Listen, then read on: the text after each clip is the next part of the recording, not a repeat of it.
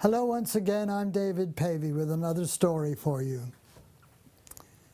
Friends of 60 years, Fred and Jenny Cozen, visited us recently.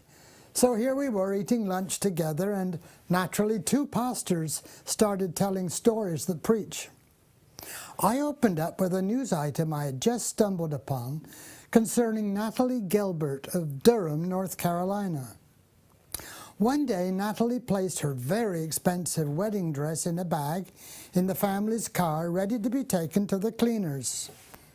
It was so expensive, by the way, that after 18 months of marriage, she was still paying it off. But it was time to have it cleaned and stored as a family heirloom. Also in the car were some bags of items to donate to a Goodwill thrift shop. Natalie's husband thought he'd help out. So he took the car and dropped off all the bags at the Goodwill store, not realizing that one of them included the prized wedding dress. When Natalie realized the bag with her dress in it was no longer in the trunk of the car, nor at the cleaners, she rushed off to the thrift shop to reclaim her priceless wedding dress, only to discover it had already been sold for $25.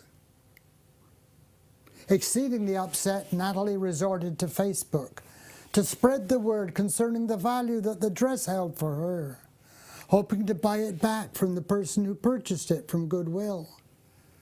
Within a day or two, she had 19,000 hits, but still no news of her wedding dress. It was sold dirt cheap, but to me it's priceless, she said. And so, if they could find the kindness in their heart to return it to me, or let me buy it off them, it would mean the world to me, said Natalie.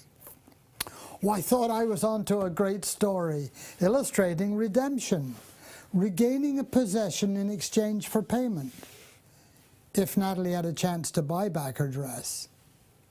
Well, then Fred went one better with one of his own stories, which he gave me permission to share with you. During our Bible college days in Illinois, each student was assigned some form of Christian service.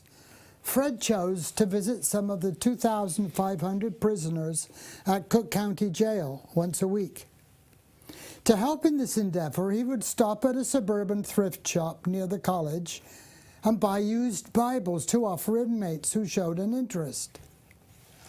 One day he bought a small red Bible for a couple of dollars, giving it to a convict. After a number of weeks, the prisoner who had used the Bible to good account asked if Fred could find a Bible that had larger writing in it and explanatory notes. And when Fred found one, he gave it to the delighted inmate in exchange for the little red Bible in which the convict had written his name and underlined verses. Fred put the Bible in his Bible box in the car, but when he looked for it some days later, it had disappeared. In time, he returned to the thrift shop to buy more Bibles for prisoners at the jail, when lo and behold, there was the little red Bible on the shelf. He opened it, and sure enough, there was the name of the prisoner, and there were the underlined verses. Taking it to the cashier, Fred explained that the red Bible was his. He'd originally bought it at the store, but it had apparently been stolen out of his car. As proof of ownership, he showed the prisoner's name inscribed in the first page. The clerk politely informed him that it could be his again, but he'd have to pay the required $2. So he did. He bought back the book that already belonged to him. That's redemption.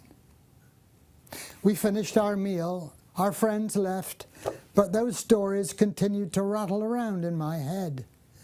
It prompted me to thank God for redeeming men and women who trust Him. Though all people born to women are God's by creation, they need to be redeemed by God to belong to His spiritual family. It was Jesus who made that possible. When He died on the cross, He did so as our substitute. He redeemed all those who believe in Him. Now that was a high price to pay. The Apostle Peter explained, You were not redeemed with corruptible things such as silver and gold, but with the precious blood of Christ, as of a lamb without blemish. So, we can redeem a wedding dress, or a Bible, or even a hostage with silver and gold, but it took the sacrifice of the Son of God to redeem men and women. We owed a debt we could not pay. He paid the debt he did not owe. When we trust him to redeem us, his sacrifice avails for us. We are born again spiritually, and we become part of God's forever family. Redeemed through God's infinite mercy, his child, and forever I am. You too? I'll see you again soon.